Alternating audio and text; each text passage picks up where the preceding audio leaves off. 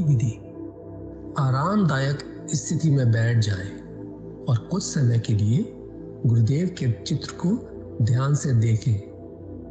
अब आंखें बंद कर लें और गुरुदेव श्री रामलाल जी सयाग के चित्र को अपने आज्ञा चक्र पर, जहां बिंदी या तिलक लगाते हैं, देखते हुए गुरुदेव से 15 मिनट की अवधि के लिए ध्यान स्थिर करने की प्रार्थना करें।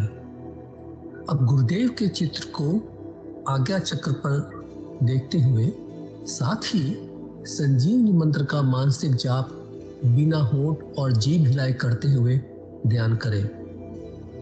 इस दौरान यदि आपको कोई यौगिक क्रिया हो तो घबराएं नहीं, ना ही इसे रोकने का प्रयास करें।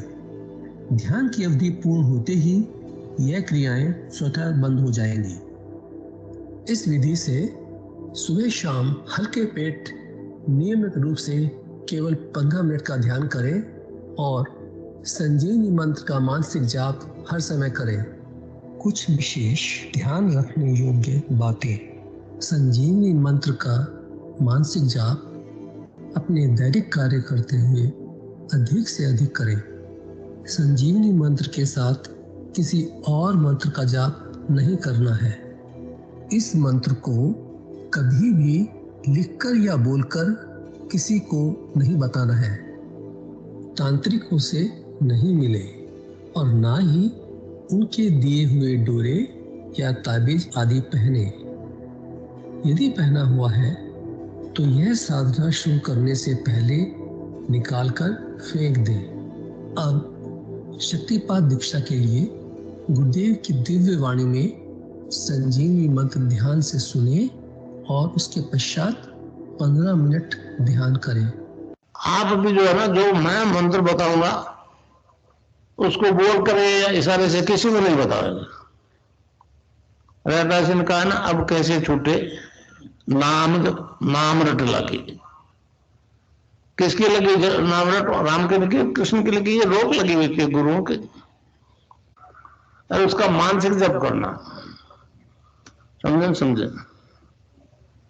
वो मंत्र बता दो, एक बीज मंत्र है वो। अब बरगद का पेड़ का बीज राई के दाने जितना होता है, किलोमीटर में फैलेगा, उसका होता है एक शब्द क्लीन शब्द, क्या आधा ला में मिला हुआ, बड़ी की मात्रा और बिंदी, उसका उच्चारण होगा क्लीन गा। गा की ध्वनि निकलेगी पीछे। आप अंग बोलो, यहां स्ट्रोक लगता है, अंग बोलो। कभी मन ही मन बोल के देखो, अंग बोलो तो यहां स्ट्रोक लगता है। तो इसमें क्लिंग बार बार आया। अब वो लय नहीं बनती क्लिंग एक में, तो हमारे ऋषियों ने इसको जपने का तरीका बताया। Cling Krishna cling, cling Krishna cling. क्री लगनी चाहिए, क्रय नहीं क्री। एक ही मात्रा नहीं लगेगी तो राधा तत्व शामिल नहीं होगा, और राधा के बिना कृष्ण आधा। तो ये इसमें राधा और कृष्ण का मंत्र है। राधा तत्व है सांसारिक सुख देगी, कृष्ण मोक्ष देगा। गुरुदेव सियाग सिद्ध योग।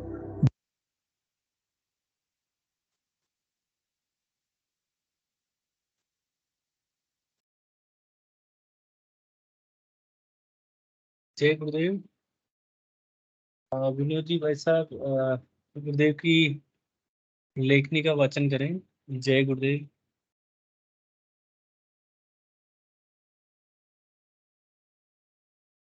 जय गुरुदेव जी। मैं स्क्रीन शेयर कर देता हूं।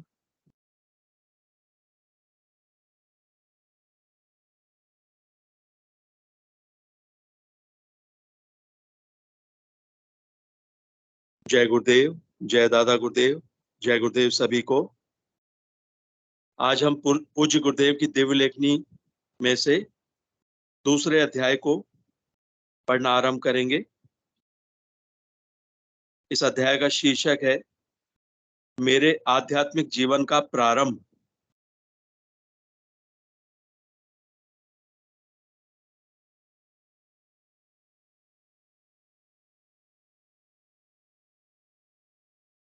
जय गुरुदेव।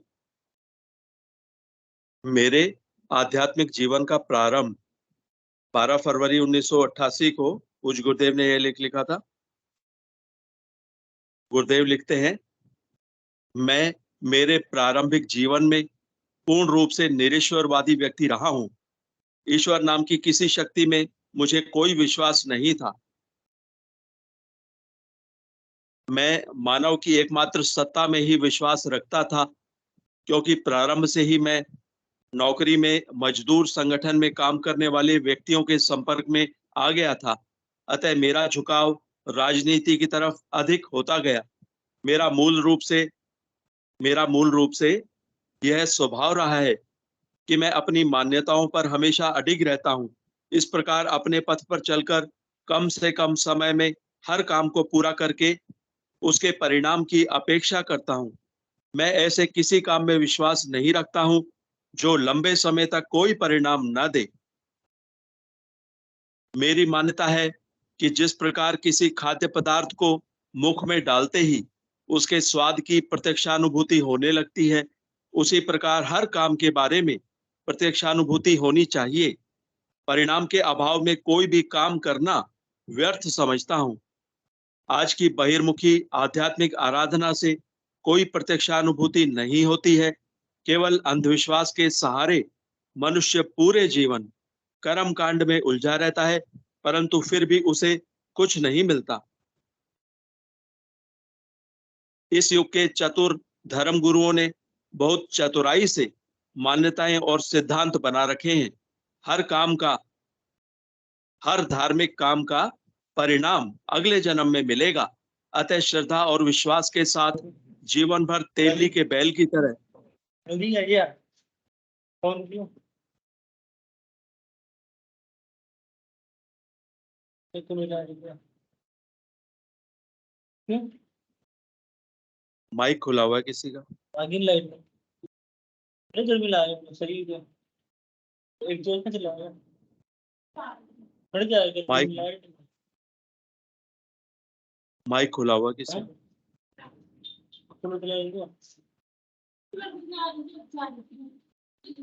एक जोर से चला दूंगा मैं। गुरु भाई माइक खुला हुआ है। कूलर चला रही है।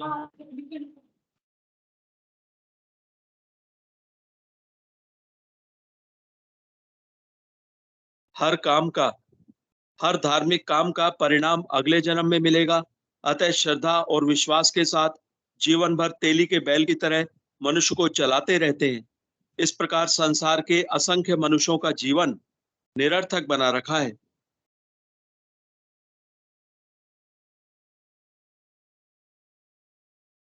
यही कारण था कि मैं धीरे धीरे पूर्ण नास्तिक बन गया, क्योंकि मेरा यह स्वभाव है कि मैं जैसा सोचता हूं वही करता हूं, और जो कहता हूं वही करता भी हूं।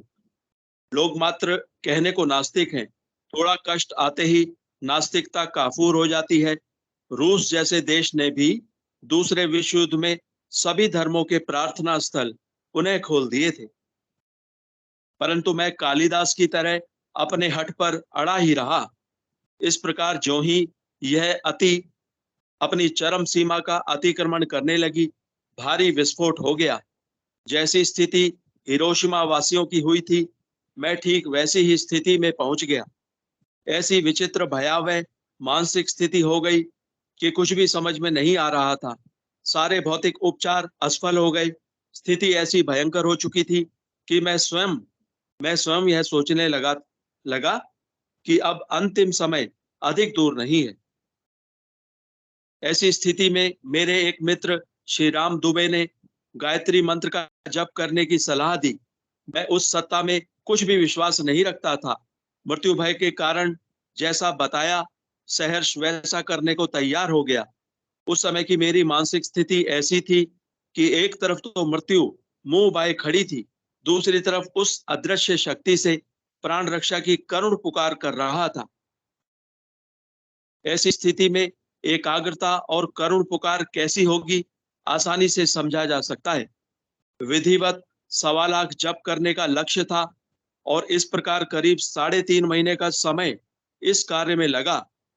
इतने लंबे समय तक भी एकाग्रता और करुण पुकार की स्थिति निरंतर एक जैसी ही बनी रही। प्रातः 4 बजे उठकर 7:15 बजे तक, प्रातः 4 बजे उठकर 7:15 बजे तक और शाम को 7 से 9 बजे तक यह जप का कार्यक्रम आपात गति से चलता रहता था। जिस दिन 1.25 लाख जप पूरे हो गए, उसके अगले दिन जप बंद कर दिया, परंतु आदतवश प्रातः ही ठीक 4 बजे नींद खुल गई। क्योंकि जप करना नहीं था, आंख बंद किए बिस्तर पर ही लेटा रहा। सन 1968 की सर्दी में प्रारंभ होने वाली नवरात्रि से जब प्रारंभ किया था, अतः काफी सर्दी पड़ रही थी। मैं रजाई ओढ़े आंख बंद किए हुए लेटा हुआ था कि क्या दिखता हूं कि मेरे अंदर नाभि से लेकर कंठ तक एक अजीब प्रकार की सफेद रोशनी ही रोशनी दिखाई दी। रोशनी के अलावा शरीर का कोई अंग जैसे लीवर, तिल्ली, फेफड़े, हार्ट आदि कुछ भी दिखाई नहीं दिया। मुझे यह देखकर अचंभा हो रहा था कि रोशनी आंखों से मिलती है, फिर यह अंदर कैसी रोशनी है। इसके अतिरिक्त ऐसी भयंकर सफेद रोशनी में भी कोई अंग क्यों दिखाई नहीं देता है। मैं जो ही उधर अधिक एकाग्र हुआ तो मुझे भंवरे के गुंजन की आवाज सुनाई दी, जो कि नाभि में से आ रही थी। मैंने सोचा पेट में भंवरे की आवाज कैसे आ रही है। जो जो मैं उस आवाज की तरफ एकाग्र होता गया, मुझे स्पष्ट सुनाई देने लगा कि गायत्री मंत्र अपने आप ही अंदर जपा जा रहा है। उसको जपने वाला कोई नजर ही नहीं आया, फिर भी वह अबाध गति से निरंतर चलता रहा। करीब 10-15 मिनटों तक यह सब देखता सुनता रहा और अपने मन में सोचता रहा कि कैसी विचित्र बात है कि रोशनी आंख से आती है और आवाज कंठ से, परंतु यह सब उन अंगों से बहुत नीचे ही कैसे सुना और देखा जा रहा है। करीब 5 बजे स्नान घर में नल का पानी जोर से फर्श पर गिरा तो ध्यान भंग हो गया। बच्चों ने शाम को नल खुला छोड़ दिया था। इसके बाद उठकर नित्य क्रम से निवृत्त होकर अपने कार्य पर चला गया। सोचा इतने लंबे समय तक एक ही कार्यक्रम चलने और निरंतर ध्यान उधर ही रहने के कारण ऐसा ख्याल रह गया होगा। परंतु इसके बाद एक ऐसा परिवर्तन आ गया कि मैं पान, सिगरेट, चाय आदि का प्रयोग करने में पूर्ण रूप से असमर्थ हो गया। इनके इस्तेमाल का ख्याल आते ही बहुत भयंकर घबराहट सी होने लगती थी। इस प्रकार चाहते हुए भी इन वस्तुओं का इस्तेमाल करना असंभव हो गया। किसी के साथ खाना खाते और जीवन के किसी भी क्षेत्र में मुझे थोड़ा सा भी झूठ बोलते हुए भी भारी घबराहट होती थी। क्योंकि जब पूर्ण रूप से बंद कर चुका था, अतः धीरे धीरे यह स्थिति शांत हो गई और एक साधारण व्यक्ति की तरह मैं फिर जीवन व्यतीत करने लगा। परंतु एक विचित्रता शरीर में आ गई कि जीवन के किसी उद्देश्य पर अगर मेरा दिल दिमाग अधिक एकाग्र होकर सोचने लगता तो उसका स्पष्ट परिणाम टेलीविजन की तरह बहुत पहले स्पष्ट नजर आ जाता और आगे चलकर वह घटना ठीक वैसे ही घटती जैसी मुझे दिखी थी। इस प्रकार करीब साल भर तक मुझे असंख्य प्रमाण निरंतर मिलते ही गए और सभी भौतिक जगत में ठीक वैसे ही घटित होते चले गए जैसे मुझे दिखे थे। शब्दों के एक पुंज में, यानी मंत्रों में, शब्दों के एक पुंज में ऐसी विचित्र सामर्थ्य और शक्ति होती है, इसकी मुझे कल्पना भी नहीं थी। अतः जिज्ञासावश मैंने फिर आराधना करने की सोची। विचार आया, उस बड़ी शक्ति की आराधना करने का निर्णय लेकर आराधना प्रारंभ कर दी।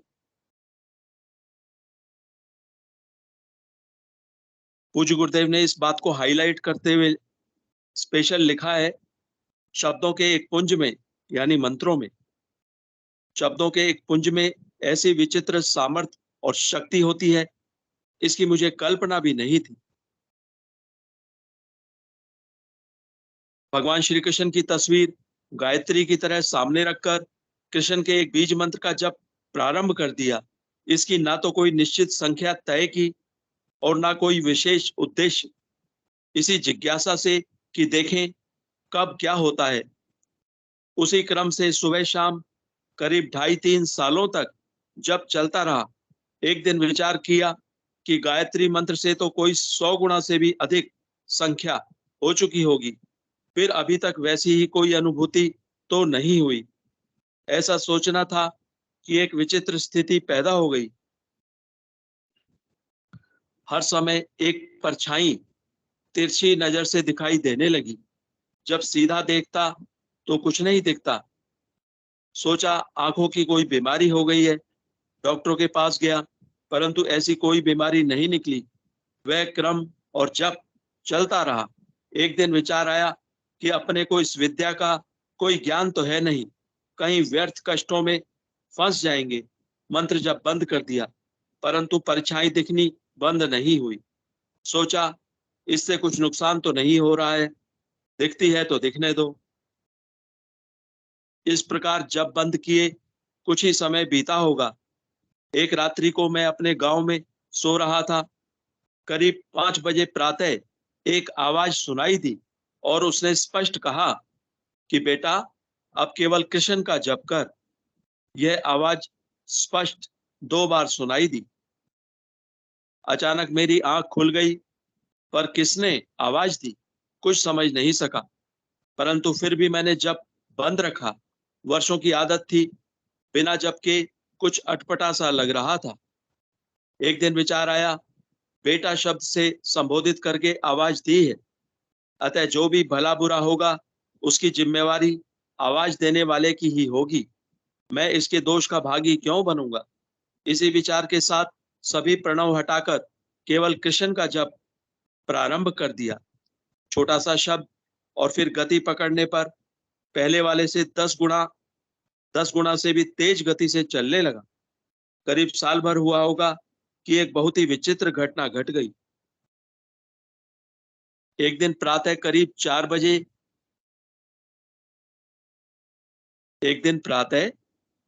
4 बजे के आसपास अर्ध जागृत अवस्था में क्या देखता हूं कि मैं एक कमरे में बैठा हूं। एक वैसा ही दूसरा कमरा है, उसके और मेरे कमरे के बीच में एक दरवाजा है जिसमें बहुत ही खूबसूरत गुलाबी मखमल का पर्दा ठीक नीचे तक लटक रहा है। जो ही मैंने उस पर्दे की तरफ देखा तो वह मुझे ऐसे हिलते हुए दिखाई दिया मानो हवा के झोंके से हिला हो। इतने में दूसरे कमरे में से आवाज आई कि देख, इसे हिला मत, यह अलग हो जाएगा। मैंने जवाब दिया कि अगर जोर का हवा का झोंका आया तो अलग होकर फिर यथास्थिति में आ जाएगा। उधर से आवाज आई, इसके हटने का अर्थ समझते हो क्या।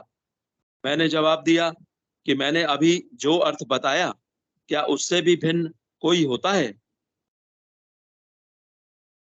उधर से आवाज आई, हाँ, इसके हटने का क्या अर्थ होता है देख। इतना कहने के साथ वह पर्दे वाला दृश्य तो गायब हो गया और क्या देखता हूं, एक मनुष्य जिसका पर्दा हट चुका है त्रिकालदर्शी हो गया है। इस प्रकार उसका मोह पूर्ण रूप से भंग हो चुका है। उसका अपने पराये का भेद पूर्ण रूप से खत्म हो चुका है। संसार के सभी प्राणियों को वह एक ही नजर से देखता है। ना उसका किसी से मोह है और ना ही द्वेष। इसके तत्काल बाद फिर वही गुलाबी पर्दा दिखने लगता है और फिर उधर से आवाज आती है कि देखा, यह होता है इस पर्दे के हटने का अर्थ। मैंने कहा, यह तो बहुत ही अच्छी बात है, इसी के लिए तो यह सब कर रहा हूं। उधर से आवाज आती है कि यह सब ठीक तो है, परंतु एक योग भ्रष्ट शब्द होता है, वह क्या होता है, क्या उसके बारे में जानते हो। मैंने कहा, आराधना के दौरान कोई बुरा काम हो जाता है, उससे आराधना का पतन हो जाता है। दूसरी तरफ से आवाज आती है कि होता तो कुछ ऐसा ही है, परंतु इसकी सही परिभाषा यह नहीं है। तुम्हारे छोटे छोटे बच्चे हैं, पत्नी है, माँ है, वे सभी पूर्ण रूप से तुम पर आश्रित हैं।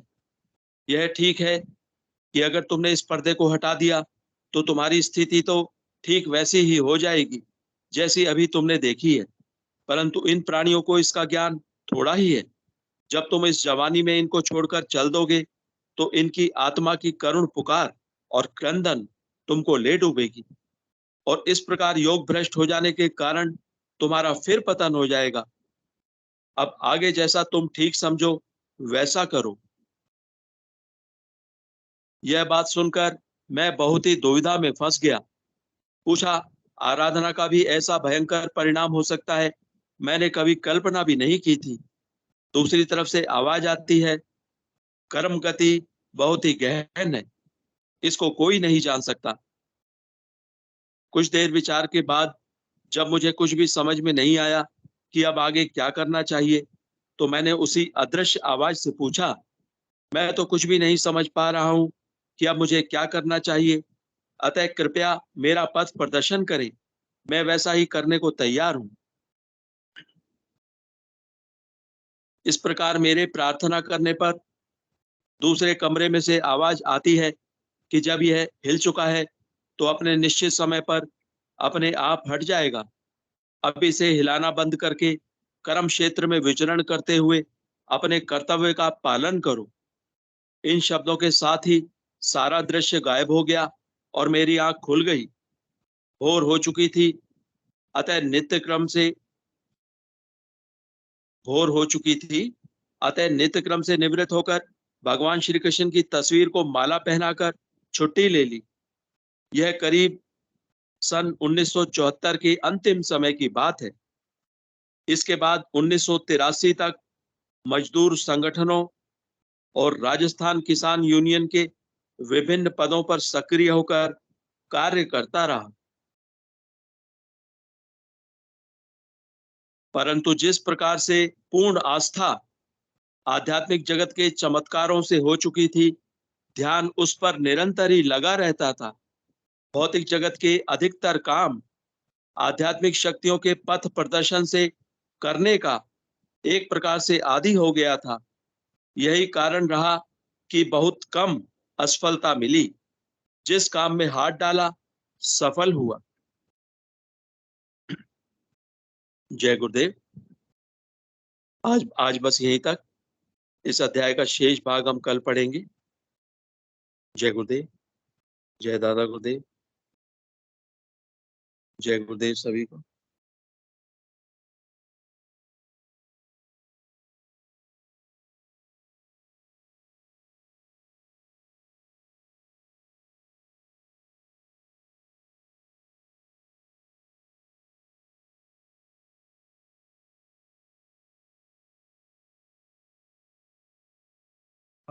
जय गुरुदेव। आज मंच का संचालन कौन करेंगे? जितेंद्र जय जी। गुरुदेव।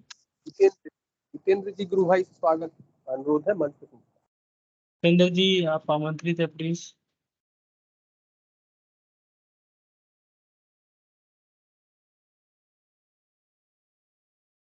जय गुरुदेव। जितेंद्र जी भाई साहब स्वागत है।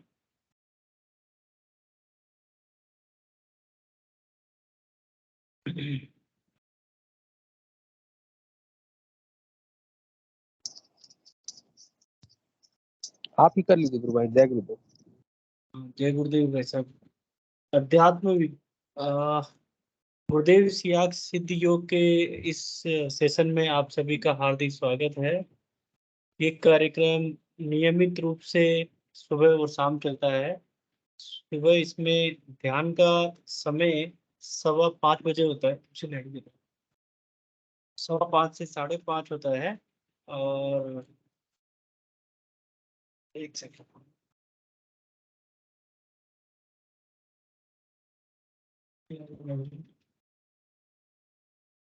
शाम को इसका समय हम 7 बजे गुरुदेव की दिव्य वाणी चलाते हैं। और 7:30 से 7:45 तक हम गुरुदेव का ध्यान करते हैं। ये कार्यक्रम नियमितता, गुरुदेव के ध्यान में नियमितता लाने के लिए होता है। और इस कार्यक्रम के अंदर हम ये सामूहिक नाम जप करते हैं और सामूहिक ध्यान करते हैं। ये कार्यक्रम में हम हमारी जो अनुभूतियाँ होती है वो शेयर करते हैं और इस आराधना को बढ़ाने के लिए और गुरुदेव की वाणी को सुनने का प्रयास करते हैं, गुरुदेव की वाणी का ही डिस्कशन करते हैं।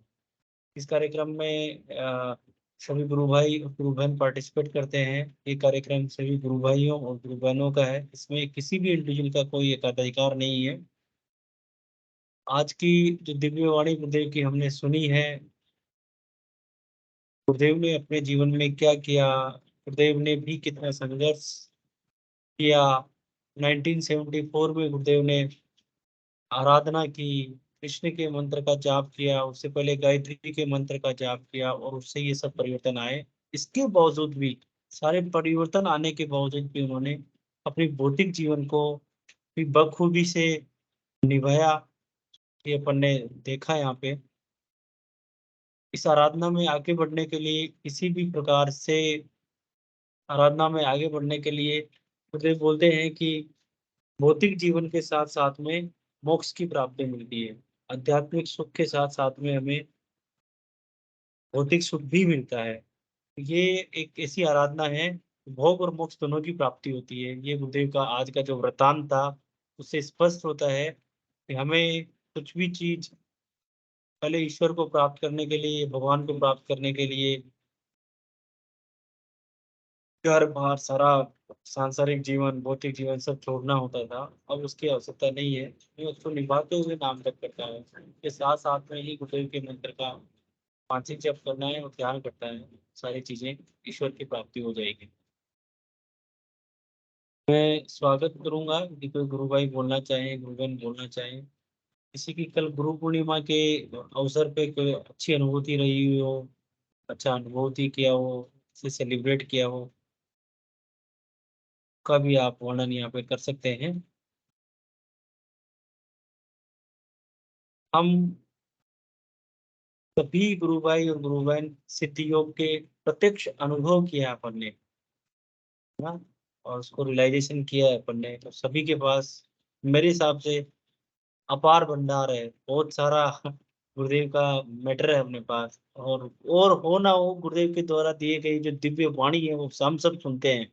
हम सभी उसको कोशिश करते हैं समझने की, और उसको हमारे साथ प्रैक्टिकल रियलाइजेशन होता है। आज गुरुदेव की जब स्पीच चल रही थी, तो गुरुदेव की स्पीच में गुरुदेव ने बोला कि वो कुंडलिनी शक्ति जागृत होती है और स्वतः ही अपने आप ही योगिक क्रियाएं करवाती है, और योगिक क्रियाएं करवा के ही लोगों की तकलीफें दूर करती है, समस्याएं दूर करती है। गुरुदेव का आज का स्पीच भी, तो अभी लेटेस्ट ही वीडियो है ये, उदयपुर के बारे में भी जिक्र किया गुरुदेव ने। मेरे बाबा गंगानाथ जी के बारे में उन्होंने वर्णन किया, स्थलपुर का वर्णन किया। ये सब केवल गुरुदेव द्वारा बताए गए जो मार्ग है, उनके बताए गए विचार है, उनके बताए गए थॉट्स है, उनको हम डिस्कस करते हैं। सिद्ध योग क्या है, कुंडलिनी शक्ति क्या है। स्वागत करूंगा मैं और गुरु भाइयों का, गुरु बहनों का, वो बोलना चाहें। नहीं तो हम बहुत प्रोग्राम को, यदि कोई बोलना नहीं चाहे तो हम प्रोग्राम को, हाँ युक्ति भाई साहब, हम कोई और दोबारा, हाँ विनोद जी स्वागत है आपका। जय गुरुदेव गुरु भाई। जय गुरु जी, जय गुरु। गुरु भाई, मेरे मन में कुछ जिज्ञासाएं हैं, कुछ छोटे छोटे से सवाल हैं, व्यवहारिक व्यवहारिक प्रैक्टिकल जो है, जिस पे मैं चाहूंगा कि, मैं तो चाहूंगा 5-7 लोग जो है, कम से कम 5-7 लोग उस बारे में जरूर बोलें। आप भी उस बारे में बोलिएगा। हाँ पहली जिज्ञासा तो मेरी ये है कि हम लोग जब ध्यान के लिए बैठते हैं, तो गुरुदेव की फोटो को सामने रख के 1-2 मिनट तक देखते हैं, फिर गुरुदेव से प्रार्थना करते हैं, फिर उसके बाद आंख बंद कर लेते हैं। तो ये फोटो को सामने रख के खुली आंखों से देखने वाली जो प्रक्रिया है, ये क्या हमेशा चलती रहती है या बाद में इसकी आवश्यकता नहीं रहती? एक तो इस बारे में मैं चाहूंगा सभी अपने अपने अनुभव से कुछ कुछ इसमें बोलें। और दूसरा जो है, जैसे यहाँ पे अनाउंसमेंट होती है कि भाई, जब ध्यान खत्म खत्म करने के लिए अनाउंसमेंट होती है, तो कहा जाता है कि गुरुदेव से प्रार्थना करके सब लोग ध्यान से बाहर आ जाएं। तो वो किस तरह की प्रार्थना है, किस तरह की प्रार्थना करके ध्यान से बाहर आना चाहिए, या आते हैं लोग, इस बारे में भी कुछ अगर जो है 2-4-5 लोग जो है कुछ अपना व्यक्तिगत इस बारे में कुछ अनुभव बताएँ, कुछ बात बताएँ। हालाँकि मैं जानता हूँ कि भई भाव प्रधान साधना है ये, तो सारा खेल भावों का ही है, लेकिन लोग किस तरह से अपने भाव रखते हैं, वो ज़रा सुनने को मिलेगा तो अच्छा रहेगा। तो ये 2 जी, जिज्ञासाएँ हैं। जय गुरुदेव। ध्रुव भाई एक-एक करके अपन डिस्कस करते हैं। आप चाहें तो पहली, आप चाहें तो दूसरी। आई थिंक सभी पार्टिसिपेट करेंगे। जी, जी, पहली वाली जो है पहले कि वो जो फ़ोटो को देखकर फिर हम ध्यान के लिए प्रार्थना करते हैं। तो वो जी, फ़ोटो जो बिल्कुल। है जी, फ़ोटो को हमेशा ही जो है वो चाहे साधक जो है 1 साल पुराना हो जाए, 2 साल पुराना हो जाए, वो फ़ोटो को देख के हमेशा ही वो करना होता है क्या? जी, गुरु भाई गुरुदेव का ये बोलना है जो ध्यान की विधि होती है, हम गुरुदेव की इमेज यहाँ पे बनाते हैं, है ना? ध्यान की विधि के अंदर। तो गुरुदेव की इमेज यहाँ बनाने के लिए जब शुरुआती दौर में होते हैं, तो गुरुदेव की फ़ोटोग्राफ को हमने देखी और फ़ोटोग्राफ को देखने के बाद आँख बंद की और यहाँ पे उस इमेज को हमने बनाया। गुरुदेव की फ़ोटो को मैं अपने विचार रखूँगा इस पे और फिर और गुरु भाई भी जो अपने विचार रखना चाहें रखें यहाँ पर, है ना? जैसे ही अपनी आप ही फ़ोटो बनने लगती है, धीरे-धीरे, धीरे-धीरे ये होता है कि वो फ़ोटो इमेज हम करते हैं मतलब ना, मैं अपना एक्सपीरियंस बता रहा हूँ उसमें। अपन ने यहाँ पे इमेज करना स्टार्ट किया, उनका एक जैसे मैं अपने पिताजी की या पेरेंट्स की या मैं अपने घर को या किसी भी चीज़ को मैं जैसे मेमोराइज़ करता हूँ ना, उस तरीके से यहाँ पे वो फ़ोटो आने लगती है। शुरुआती दौर में उसकी आवश्यकता पड़ती है और क्योंकि हम फ़ोटो बनाने का प्रयास करते हैं बार-बार और फिर जैसे-जैसे समय होता है, जैसे-जैसे समय निकलता है अपना, तो वो फ़ोटो याद हो जाती है अपने को ना, बाय डिफ़ॉल्ट ही याद हो जाती है। तो वैसे फ़ोटो में बड़ा आकर्षण है, मुझे ने ही बताया है कि मेरी फ़ोटो से ही ध्यान लगता है। तो जहाँ पे पॉसिबिलिटीज़ है, अवेलेबिलिटी है, अपन गुरुदेव की फ़ोटो देखते हैं और उसके प्रति एक मन से ऐसा भाव आता है कि हम प्रणाम करते हैं उनको। गुरुदेव आप हमारा ध्यान लगाएँ, आपकी करुण पुकार है। तो विज़ुअलाइज़ करने के लिए गुरुदेव बोलते हैं कि मेरी फ़ोटो यहाँ देखें। 2 तरीका है, एक तरीका तो है कि हम खुली आँख से गुरुदेव की फ़ोटो देखते हैं, फिर आँख बंद करते हैं, इस फ़ोटो को यहाँ पे याद करने की कोशिश करते हैं। दूसरा है कि जैसे-जैसे हमारी आदत पड़ जाती है, मेरे हिसाब से ये पहला वाला पार्ट अपने आप ही वो फ़ोटो याद आ जाती है यहाँ पे, उसकी ज़रूरत नहीं होती है। पर ठीक है, एक आदतवश या अपन माने या इज़ीनेस माने अपन की फ़ोटो पड़ी है, एक मन से उस फ़ोटो को देखा, एक हमारा कनेक्शन बन गया और कनेक्शन के बाद हमारा वो ध्यान लगता है। मैंने आपको दोनों ही बात बताई गुरु भाई कि मेरे हिसाब से एक समय के बाद उस चीज़ की आवश्यकता नहीं पड़ती है क्योंकि वो फिर दिल में, दिमाग में बैठ जाती है। ऐसा भी गुरुदेव भगवान अपनी लेखनी में भी बता रहे थे कि जब वो मंत्र जपता तो आदतवश वो मंत्र कई हज़ार गुना चलने लग गया। तो वैसे ही जब अपन फ़ोटो को देखते हैं तो वो हमारी अब जैसे किसी गुरु भाई को 15 साल हो गए, किसी गुरु भाई को 20 साल हो गए, किसी गुरु भाई को 25 साल हो गए, किसी को 5 साल हो गए, किसी को 10 साल हो गए और कुछ गुरु भाई ऐसे हैं कि बहुत कम समय में इतनी ज़्यादा कनेक्टिविटी बना लेते हैं गुरुदेव से कि वो 24 घंटे ही मतलब मेरे हिसाब से फ़ोटो या उसको उनका जो फ़ोटो जो उनकी अपन प्रतिबिंब बना रहे हैं अपने दिमाग में, हर समय ही रहती है वो। तो मेरे ये विचार है गुरु भाई और कोई गुरु भाई इसके बारे में या गुरु बहन बताना चाहें स्वागत किसी है प्लीज़। गुरु भाई जी, जी, गुरु भाई किसी और को हम इनवाइट करें, इससे पहले आप एक बात और बताइए, आप जो है हाँ, व्यक्तिगत रूप से आप जब पर्सनली जो है जब ध्यान के लिए बैठते हैं, तो आप शुरू से एक ही फ़ोटो देखते हैं हमेशा? आप शुरू से एक ही फ़ोटो देखते हैं हमेशा ताकि वो बहुत अच्छी तरह जो है ब्रेन में सेट हो जाए, मेमोरी में सेट हो जाए या फ़ोटो को बदलते रहते हैं, कभी कोई देख ली, कभी कोई देख ली? मतलब आप ये बोलना चाह रहे हैं कि खुली आँख से जो हम फ़ोटो देखते हैं उसके बारे में बात करना चाह रहे हैं जी, या जो जी। हम जी, विज़ुअलाइज़ जी, करते जी, हैं उसके बारे में बोल मैं क्लियर जी, जी, मैं क्लियर कर देता हूँ कि जब हम ध्यान के लिए बैठते हैं, तो हम पहले फ़ोटो निकालते हैं। वो हाँ फ़ोटो जी, को हम बदल भी सकते हैं कि कुछ दिन एक फ़ोटो देखी, कुछ दिन दूसरी देखी, फिर उसके बाद तीसरी फ़ोटो देखी, कोई चौथी दिख गई बहुत अच्छी तो वो देखने लगे, ऐसा कर सकते हैं ना हम? तो मैं आपका बिल्कुल कर व्यक्तिगत अनुभव जानना चाहता हूँ कि आप हमेशा एक ही फ़ोटो देखते हैं हमेशा या आपने भी बदला है फ़ोटो को? नहीं गुरु भाई, मैं गुरुदेव का जो मैं अपना बता रहा हूँ, मैं गुरुदेव को फेस को ज्यादा कंसंट्रेट करता हूँ, है ना। तो उसमें फिर किसी भी फोटो का मेरे लिए वैसे मायने नहीं रखता है कि वो कौन सी फोटो है या किस स्टाइल में गुरुदेव की फोटो है। गुरुदेव का जो एक मोटा मोटा जब अपन आंख बंद कर लेते हैं तो मोटा मोटा फेस वो ही रहता है गुरुदेव का ना। तो गुरु भाई मैं पर्टिकुलर किसी फोटो को नहीं चेंज करता। अच्छा अच्छा, जो है चेहरा जो है गुरुदेव का जो फेस है, हाँ आप फेस को आप जो है फोकस करते हो, विजुलाइज, हाँ जो वो विजुलाइज करते हैं विजुलाइज अपन करते ना हो। गुरुदेव के फेस को। जी जी। बीच में किसी ने हैंड रेज किया था, आप दूसरों को इनवाइट करके देखिए। जय हाँ गुरुदेव। स्वागत है गुरु भाई आपका मंदिर। जय गुरुदेव जी। विनोद जय गुरु भाई, गुरुदेव।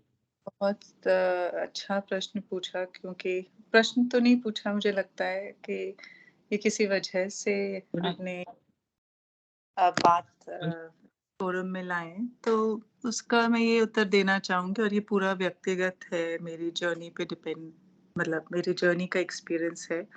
तो इनिशियली जब मैं इस साधना से जुड़ी थी, तो मतलब ज़्यादातर मैकेनिकल था, कि गुरुदेव की फ़ोटो देखी, एंड पर धीरे-धीरे जैसे और इसके अंदर मेरी आस्था बढ़ती गई, तो मुझे समझ आया कि ये हम ना एनएलपी एक प्रैक्टिस है जिसमें हम 5 सेंसेस को इन्वॉल्व करते हैं। तो मैं उन चीज़ों को इंटीग्रेट करके और समझने लगी कि जब हम गुरुदेव की फ़ोटो देखते हैं, तो उसमें मुझे किसी गुरु भाई ने बोला था, उसको निहारने की कला सीखनी है हमें। तो निहारने मतलब हम उनको कितना अपने 5 सेंसेस से उसको एक्सपीरियंस करना सीखें। क्योंकि अदरवाइज़ हमारा माइंड तो जैसे मेरा इधर-उधर घूमता था। तो जैसे-जैसे मैंने निहारने की कला सीखी, गुरुदेव की तरफ देखना शुरू किया, तो मेरे अंदर जब मैं ध्यान करती थी, तो मैं अच्छे से उनकी जो आप कह रहे हैं ना फ़ोटो, वो मेरे को अच्छे से समझ आने लगी, मतलब मैं उसे अच्छे से देख पा रही थी। तो ये मोर ऑफ अंडरस्टैंडिंग ये है कि मैंने अपने, बिकॉज़ हमारा माइंड इतना फ़ास्ट और विचार इतने ज़्यादा घूमते हैं, तो जब हम निहारते हैं तो मतलब हम उस गुरुदेव की तरफ देखते हैं, तो हम उसमें इन्वॉल्व हो जाते हैं। तो मेरे लिए ये बहुत अच्छा रहा कि मैं उस फ़ोटो को देख पाई। और जैसे आप गुरु भाई से बात कर रहे थे कि कौन-सी फ़ोटो, तो वो फ़ोटो भी बदलती थी। जैसे ग्रुप में सब लोग अलग-अलग तरह की फ़ोटोज़ डालते हैं। तो किसी दिन कोई फ़ोटो आ जाती थी, और एक गुरुदेव की फ़ोटो है जिसमें वो हँस रहे हैं, और किसी ने वो फ़ोटो डाली थी जिसमें उनका ना नेक भी टर्न हो रहा है।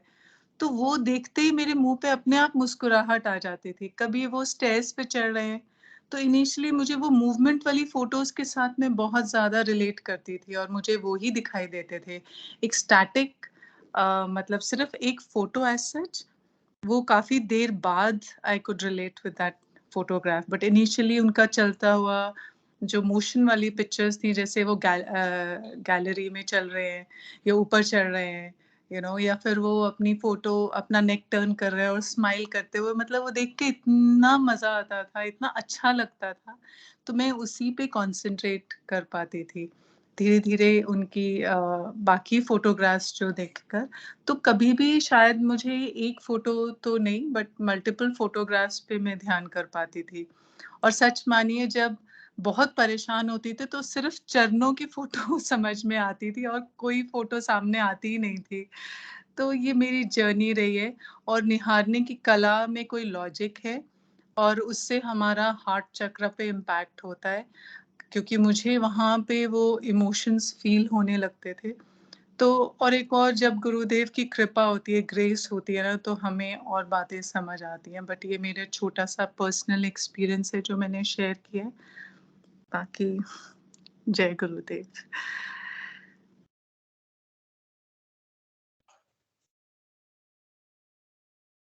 गुरु भाई आपकी आवाज नहीं आ रही। रंगलाल जी, आपकी आवाज नहीं आ रही।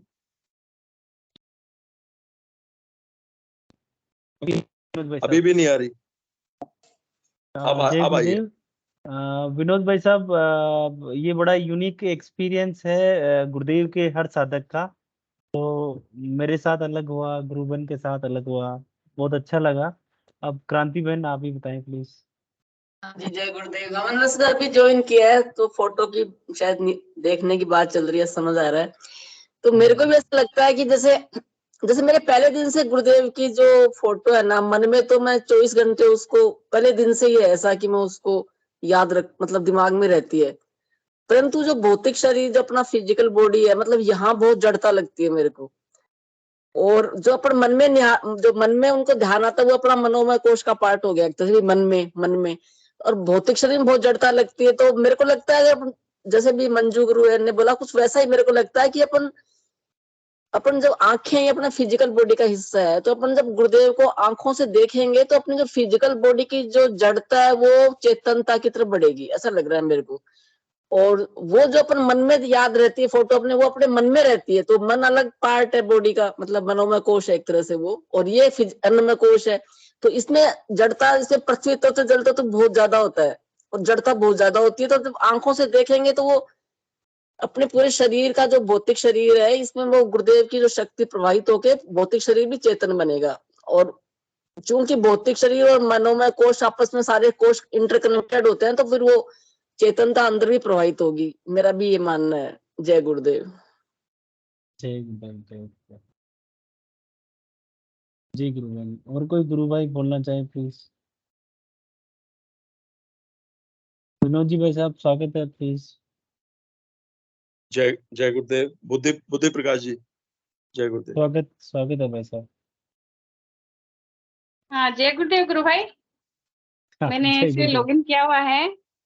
हाँ जी, तो हाँ जी। जैसे मैंने भी जैसे गुरुदेव की जो निहारने की कला है, एक बार दत्ता जी सर का सेशन हुआ था, तब उन्होंने कहा था कि जब आप इस तस्वीर को निहारने की कला सीख लेंगे, यानी जैसे चकोर चांद को निहारता है एकटक, वो चीज मतलब मेरे माइंड में क्लिक हुई। तब से मैंने इनको निहारना सीखा और मतलब निहारते निहारते गुरुदेव से प्रेम हो गया। और मतलब जो निहार, और ये गुरु भाई बोल रहे हैं ना पर्टिकुलर कौन सी तस्वीर, तो तस्वीर तो मैटर करती ही नहीं है। हमें तो खाली गुरुदेव का जैसे चेहरा है उसको देखते हैं हम, उनकी आंखें, मतलब उनकी नोज, उनके लिप्स, एक इमेजिन, मतलब जैसे ड्रॉ कर सके उसको। तो वो तो खाली कपड़ों से नहीं जाना आपने, उनकी वो बस जाना चाहिए हमारे मतलब ब्रेन, मतलब दिमाग में, कि हम उसको ड्रॉ कर सके। मैं तो इस तरह से याद रखती हूँ। तस्वीर तो कोई सी भी हो, पर कुछ तस्वीर अपने को बहुत अच्छी लगती है जिसमें गुरुदेव की स्माइल है, वो अपने को अच्छी लगती है तो बड़ा अच्छा लगता है देख के। लेकिन हर तस्वीर में गुरुदेव का रूप एक जैसा ही है, चेहरा जो है उनका एक जैसा ही है। वो एज वाइज जरूर थोड़ा सा डिफरेंस है कि जो पहले की जो तस्वीरें हैं वो थोड़ी ज्यादा अट्रैक्टिव हैं, जो ज्यादा एज की जैसे 80 से बाद वाली है वो थोड़ी सी वैसी है। तो वो हर तस्वीर एक जैसी है, हर तरह से काम करती है वो। पर निहारने की कला हमें आनी चाहिए, मतलब कोशिश कीजिए आप निहारने की, तो वो आ जाएगी अपने आप ही। और एक भाव भी प्रकट होने लग जाता है तस्वीर के प्रति।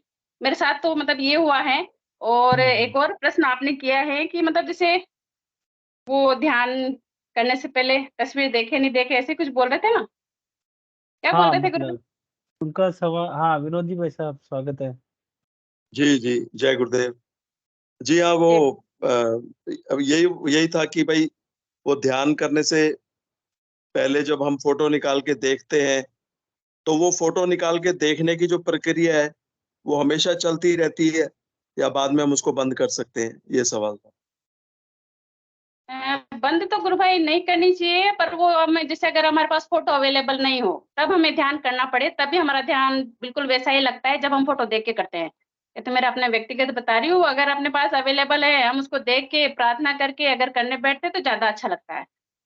इसमें एक मतलब बात अगर और आपने, बताइए गुरु हाँ बहन, एक बात और बताइए कि जैसे अगर हम सपोज एक ही फोटो हम रोज देखते हैं सुबह शाम, हाँ तो वो महीने भर में हमारी मेमोरी में छप जाएगी अच्छी तरह। अगर हम एक ही फोटो को देखते हैं, वो भी चेहरे को, फेस को ही देखते हैं, जैसे रंगलाल गुरु भाई बता रहे हैं ना कि फोटो कोई भी हो, मैं तो फेस पे ही फोकस करता हूँ। अब फेस तो गुरुदेव का एक जैसा ही रहेगा हर फोटो में, तो वो बड़ी जल्दी आपकी मेमोरी में फिट हो जाएगा, सेट हो जाएगा। तो अब वो जो है फोटो जो है आपकी मेमोरी में बैठ गई, तो फिर आपको मोबाइल में फोटो निकाल के देखने की जरूरत नहीं है, क्योंकि वो आपकी मेमोरी में वैसे ही सेट है। तो अगर ऐसा हो जाए किसी के साथ, हालांकि वो तभी हो सकता है जब एक ही फोटो को फोकस करें रोज, और या फिर जो है कोई किसी के ऊपर एकदम से गुरुदेव की कृपा हो जाए कि एकदम से उसके जो है दिमाग में सेट हो जाए फोटो। अदरवाइज तो वो फिर इतनी जल्दी मेमोरी में सेट नहीं होती, तो लोगों को देखना ही पड़ता है फोटो को। लेकिन गुरु ये है कि गुरु जी भाई, मतलब जैसे आपने अपना मंदिर एक बनाया होगा, मतलब जो भी है, तो वहां जो तस्वीर में तो जो मेरी इमेज है, पिक्चर जो मैं ड्रॉ कर सकती हूँ वो मेरे मंदिर वाली है मेरे, क्योंकि वो मेरे ज्यादा देखने में आती है बार बार। जी जी बाकी थोड़ी सब तस्वीरें गुरुदेव की थोड़ी थोड़ी अलग हैं। चेहरा गुरुदेव का मुझे याद है एकदम अच्छे से, लेकिन जो जैसे बोल रहे हो ना ड्रॉ कर सकते हैं, वो एक है मेरे पास जो मैं हमेशा उसको देखती रहती हूँ, मतलब दिखती ज्यादा है मुझे, मेरे सामने ज्यादा आती है। तो तो पीके सिंह जी गुरु भाई गुरुबहन को लीजिए। जी, तो गुरुबहन जब आप देखती रहती हो, आपको ज्यादातर वही फोटो दिखती है, तो आपको ध्यान में, जब आप ध्यान में बैठते हो तो आप पहले उसको फोटो को देखते हो खुली आंखों से? नहीं, आजकल गुरु भाई छूट गया वो चीज देखना।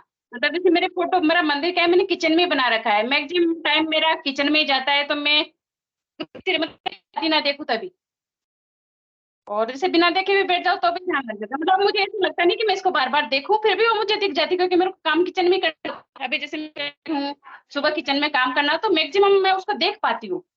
मेरे साथ तो ये है, मतलब मेरा व्यक्तिगत। जी और जी अब जी नहीं भी देखे तो भी मतलब कोई खास फर्क नहीं पड़ता, अच्छा ध्यान लगता है। जय गुरुदेव। जी जी जी जी वैसा विनोद जी, ये बेसिकली अपनी स्थिति रहती है।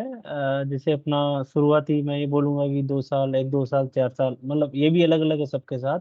मेरे साथ ऐसा हुआ है कि उसमें जरूरत पड़ती थी, और जैसे ही अपना 2, 4, 5 5 साल के बाद में, या मैं बोलूँ कि 2-3 साल हो गए अपना, उसके बाद अभी तो आंख बंद करते ही समझ में फोटो यहाँ पे विजुलाइज हो जाती है, तो जरूरत नहीं पड़ती है। एनीवे, पीके जी सिंह गुरु भाई भाई, साहब, स्वागत है आपका। जय गुरुदेव। जय गुरुदेव आप सभी को। जो प्रश्न मंच पे चल रहा है उसी संदर्भ में मैं कुछ करना चाहूंगा, एक खुद अपना अनुभव बताना चाहूंगा। जब मैं शुरू किया था गुरुदेव का ध्यान, या मुझे जो परेशानी के बाद गुरुदेव मेरे जीवन में आए, अब मैं उनकी आराधना को शुरू किया था, तो जो तस्वीर क्या है ना, तस्वीर आपको सामने रखनी है, जितने भी नए गुरु भाई बहन है। और एक समय ऐसा आता है जब धीरे धीरे धीरे धीरे वो तस्वीर मन मस्तिष्क में बैठ जाती है, फिर वो जरूरत नहीं होती। लेकिन तस्वीर हम इसलिए रखते हैं सामने कि जैसे ही आज्ञा चक्र पे दर्शन वाली बात होती है ना, गुरुदेव दर्शन देते हैं आज्ञा चक्र पे, तो अगर गुरुदेव दर्शन देंगे तो सामने तस्वीर नहीं रहेगी, तो आप किसको देखेंगे, क्या दिखेगा? वही सामने वाली तस्वीर दिखती है। इसलिए फोटो का विशेष महत्व है, सामने रख करके ध्यान लगाया जाता है। जहां तक कि मेरा खुद का अनुभव मैं बता रहा हूं। लेकिन बाद में जब साधक बहुत गहराई में चला जाता है, 2 साल, 4 साल, 5 साल, 10 साल की आराधना के बाद, तो वो तो बस एक बार मोबाइल पे जैसे स्पीच चल रही है, अनाउंस हुआ कि नहीं अब हमें ध्यान करना है, अब वो कोई तस्वीर मायने नहीं रखती, वो एक तस्वीर बसी हुई है पहले से दिल दिमाग में, और योगी क्रियाएं अपने आप शुरू होती हैं। कि जहां तक जी मेरा गुरु भाई खुद जी। का अनुभव है कि कोई भी तस्वीर आपको सामने रख करके ध्यान करना है, क्योंकि गुरुदेव बार बार दर्शन देते हैं। हमारी प्रार्थना स्वीकार करते हैं, हम प्रार्थना में यही मांगते हैं, गुरुदेव दर्शन दीजिए, गुरुदेव दर्शन दीजिए। वो सामने वाली तस्वीर हमें आज्ञा चक्र पे दिखती है, इसलिए हम सामने तस्वीर को रखते हैं। और मेरा यही कहना है कि हमें सामने एक तस्वीर रख करके ध्यान करना चाहिए। तो भाई आज की स्पीच में भी गुरुदेव भगवान इवन ये कर रहे थे कि भाई अष्टांग दर्शन, मेरी आवाज आ रही है ना? जी जी, अरे जो अष्टांग दर्शन है, यम नियम आसन आसन बंद मुद्राएं प्राणायाम धारणा ध्यान समाधि, जो आज का स्पीच चल रहा था ना, इसमें बोले थे कि 5 तो जैसे ही दीक्षा लेते हैं स्टार्ट हो जाता है काम, धारणा ध्यान समाधि में टाइम लगता है। तो गुरु भाई जैसे ही अपन गुरुदेव की फोटो देखते हैं, मैं अपने विचार बता रहा हूँ, गुरुदेव की अपन ने जैसे फोटो देखी तो एक हमारी धारणा गुरु के प्रति बनती है उसमें, और अपन एक कनेक्ट हो जाते हैं उससे। धीरे धीरे धीरे ये जो बाह्य वाला जो प्रोग्राम है ना, बाहर से अपन फोटो देख रहे वाला, वो कनेक्ट हो जाता है। मतलब मैं यही कहूंगा कि करंट हमेशा ही चलता रहता है बॉडी के अंदर ना, तो वो कनेक्टिविटी बनाने के लिए, शुरुआती टाइम में कनेक्टिविटी बनाने के लिए अपन भाई फोटो को देख के यहाँ पे यूटिलाइज करते हैं। फिर धीरे मेरा धीरे भी धीरे यही धीरे। कहना है गुरु भाई कि शुरुआती दिनों में हमें तस्वीर की बहुत जरूरत होती है, जी जी जी। लेकिन बाद में जब आराधना में हम बहुत गहराई में चले जाते हैं, बहुत हम पुराने साधक हो जाते हैं, तो तस्वीर मायने नहीं रखती। वो तो मन मस्तिष्क में बसी हुई है, वो तो मंत्र जो चल रहा है, वो तो मंत्र ही तस्वीर को सामने लेकर उभार देता है। जी गुरु भाई जी। गुरुदेव बोलते हैं ना कि आपको नाम जपना, आप ध्यान करो न करो, आपको नाम ही जपना है, और नाम ही सारी समस्याओं का समाधान करता है। जी लेकिन जी। जितना, जहां तक मेरा खुद का अनुभव है गुरु भाई, कि जैसे नए साधक हैं उनके लिए फोटो अनिवार्य है, रखनी चाहिए। हाँ अगर गुरु उनका भाई। ध्यान लगता है, तस्वीर गुरुदेव दर्शन देते हैं, तो किसको देखेंगे, क्या देखेंगे? हाँ बिल्कुल। और एक और इजी चीज गुरु भाई ये है कि गुरुदेव की फोटो हर जगह अवेलेबल है, आसानी से है, मोबाइल में हाँ, है, तो फिर अपने को उसको फॉलो भी कर लेना चाहिए। इसमें बिल्कुल बहुत बड़ा वैसा नहीं बिल्कुल है, बिल्कुल। सबको ही कर लेना चाहिए, चाहे नए हो चाहे पुराने हो। ठीक है, भगवान हाँ, के दर्शन हो रहे हैं, उनका साक्षात है, देख लिया 1 मिनट के लिए जहाँ संभव है। तो बस ऐसे केस हो में गया। नहीं है तो ठीक है, आंख बंद हो जाती है। बिल्कुल जी गुरु तस्वीर, भाई। लेकिन जहां तक ये कंपलसरी है कि तस्वीर जरूर सामने रखनी चाहिए, जी जी जी। क्योंकि ठीक है गुरु जैसे ही भाई। तीसरी आंख खुलती है ना, तस्वीर ही सब कुछ को सब बैलेंस करती, रोकती है सारे पावर को। जो वेग होता है ना गुरु भाई, वो जैसे ही नए साधक की खुलती है ना मातृशक्ति कुंडलिनी, उसमें कितना पावर, जिसकी जिसकी खुली है, जिसने दर्शन किया उसको मालूम है कि कितना उसमें पावर है। और जैसे ही गुरुदेव की सामने तस्वीर दिखती है, वो स्थिर हो जाती है, उसका वेग कम हो जाता है। जी गुरु भाई ये जी। मेरा खुद का अनुभव है गुरु भाई। थैंक यू गुरु भाई, काफी अच्छा बताया आपने। और कोई गुरु भाई बोलना चाहें प्लीज, स्वागत है। विनोद जी भाई साहब, आई थिंक सब अलग अलग गुरु भाइयों से अलग अलग एक्सपीरियंस सुनने को मिले हैं आपको। अभी भी कुछ है तो बताएं आप। नहीं मैं नहीं नहीं गुरु विनोद जी भाई। को धन्यवाद देना चाहूंगा गुरु भाई कि कुछ ऐसी ऐसी टॉपिक गुरु भाई आप खोज करके रखा कीजिए, क्योंकि क्योंकि मंच पे लोग नहीं आते हैं, और ऐसी जब टॉपिक छिड़ती है तो सारे लोग आना चाहते हैं। जी। जी जी गुरु गुरु भाई, बहुत अच्छा, बिल्कुल आपने सही कहा। और क्योंकि मैंने यही कई मैं बार चाहता देखा है कि हम बार बार बुलाते हैं, और मेरा तो निवेदन सभी गुरु भाई बहनों से है कि देखिए, अगर आप किसी कार्यक्रम में भाग ले रहे हैं, तो आपका भी मतलब ये जिम्मेदारी बनती है, हूं। आपकी जी जी जिम्मेदारी गुरु भाई। बनती है उस कार्यक्रम को सफल बनाने के लिए। पीके सिंह भाई जी साहब जी आप एक 2 मिनट बिल्कुल। बोलिए, 1 मिनट ही बोलिए, अगर 10 गुरु भाई बहन भी बोल दिए ना, 40 मिनट का समय अपने आप पास हो जाएगा गुरु भाई। 2-2 मिनट बोल दीजिए बस। बिल्कुल गुरु भाई बिल्कुल ये बिल्कुल समाधि की गुरु भाई, तरफ, समाधि आप की सही तरफ कह ले रहे जाने, समाधि की तरफ ले जाने वाला मैटर है ये। तो जैसे जैसे थोड़ा गहराई में जाते हैं, बोलने की इच्छा नहीं होती है। हो गुरु भाई। पीके पीके पीके गुरु भाई, पीके गुरु भाई, मैं एक लाइटर वे में, एक थोड़ा लाइटर वे में आपकी बात का जवाब देना चाहूंगा कि ये जी जो जी। लोग मंच पे जो मौजूद रहते हैं और बोलते ही नहीं है ना, 2 शब्द भी नहीं बोलते, तो कभी कभी मैं सोचता हूँ कि मैं इनसे सिद्धियोग के बारे में कुछ सवाल पूछता हूँ। क्योंकि अगर ये लोग जो है मंच पे मौजूद है और कुछ बोल नहीं रहे, तो इसका मतलब ये है कि इनके पास कोई सवाल नहीं है पूछने के लिए। तो ठीक है, फिर मैं सवाल करता हूँ, आप जवाब दो। जवाब दो। Yes yes. इसीलिए परफेक्ट मैं है बोला भाई ना कि साहब। आप कुछ ऐसा यूनिक चीज खोज खोज खोज करके रखे रहिए गुरु भाई। जिस दिन लोग नहीं आए तो उस दिन इसको डाल दीजिए आप। कश्यप जी साहब, जी। स्वागत है भाई साहब आपका। जी, जय जय गुरुदेव। गुरुदेव। जय जय गुरुदेव। गुरुदेव। हाँ, जय गुरुदेव सभी गुरु भाई बहनों को। जय गुरुदेव। हाँ गुरु भाई, मेरी आवाज आ रही है? आ रही है गुरु भाई। जी। हाँ, मैं वही अभी जब विनोद प्रोफेसर गुरु भाई बोल रहे थे कि सभी से क्वेश्चन वाला, तो गुरु भाई वैसे आप सभी जानते हैं विनोद जी को, तो मतलब हमें इनकी जो पंक्चुअलिटी वगैरह है ना, देखिए जैसे कोई अपना लॉगिंग का है, कोई मन संचालन है, कई 4-5 गुरु भाई मिल के करते हैं। लेकिन अभी देखिए बड़ी सोचने वाली बात है कि इस कार्य को गुरु भाई अकेले संभाल रहे हैं। तो हर गुरु भाई का दैनिक कार्य, किसी के शादी है वगैरह है, काफी कमिटमेंट आते हैं। लेकिन कभी कभी जो होता है ना, जैसे विनोद जी गुरु भाई देव लेखनी का संचालन कर, थोड़ी देर गैप लग जाता, दिमाग ऐसे लगता अरे नहीं है क्या, इतने में उनकी आवाज आ जाती। तो मेरे ध्यान में है, मैं रेगुलर गुरु भाई नहीं जुड़ पाता हूँ, लेकिन अभी तक कैसे मेरे को दिमाग अभी याद नहीं रहा है, एक आध है तो बाकी की वो अवेलेबल नहीं है।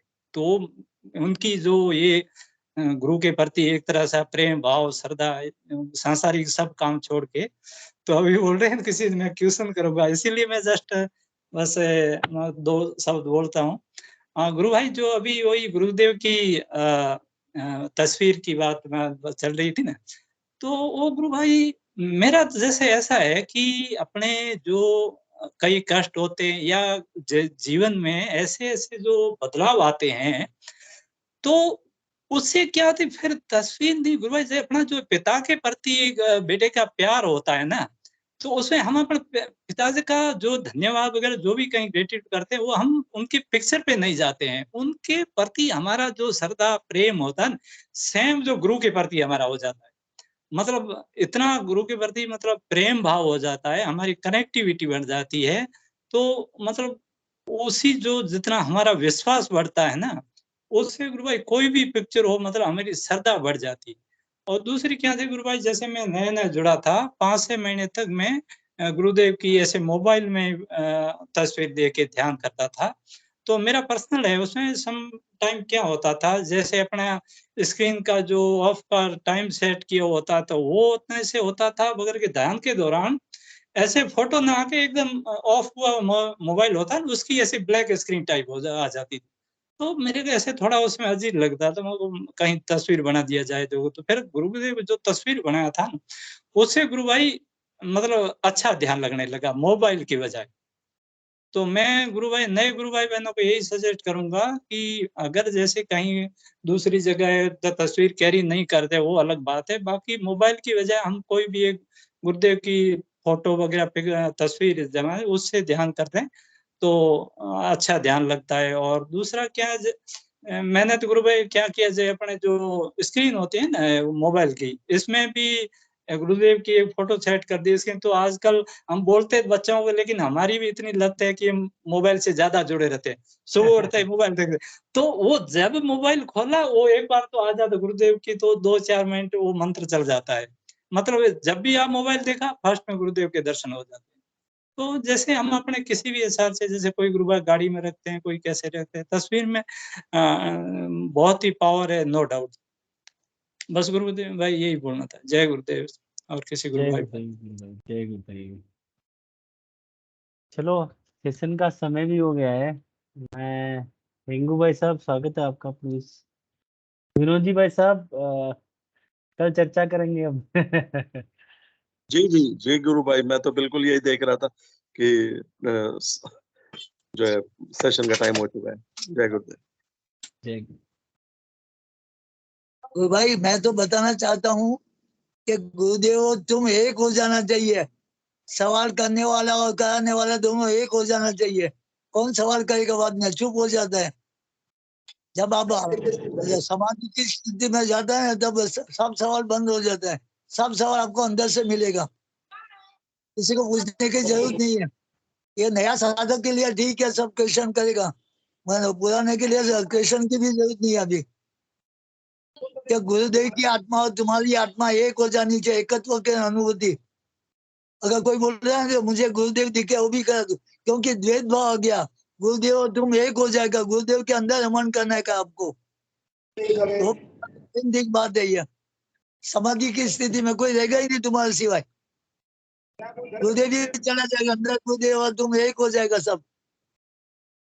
जय गुरुदेव सभी को। और ये जो फोटो है ना, फोटो तो दिव्य चेतना में रूपांतर करेगा आपको, क्योंकि गुरुदेव दिव्य चेतना में रूपांतर हो गया, ये फोटो भी दिव्य चेतना में रूपांतर है, इसके चेतना का विकास होगा ज्यादा, इसलिए फोटो भी बहुत जरूरी है। सभी जगह फोटो पर लगा दो। मेरा घर में मैंने सब जगह फोटो लगाया है, गुरुदेव का फोटो एक एक रूम में लगाया, कि जहाँ दर्शन होना चाहिए, पॉजिटिविटी बढ़ेगा एकदम, गुरुदेव का जो चेतना है वो बढ़ जाएगी एकदम। जय गुरुदेव। गुरुदेव की दिव्य चेतना सभी में सिद्ध हो, जगत व्यापी हो और जगत के कल्याण के लिए हो। जय गुरुदेव सभी को, बहुत बहुत जय गुरुदेव। बोलो कल की अवतार की जय दादा जय गुरुदेव, हो जय जय हो जय हो जय गुरुदेव, जय दादा गुरुदेव, सभी मेरे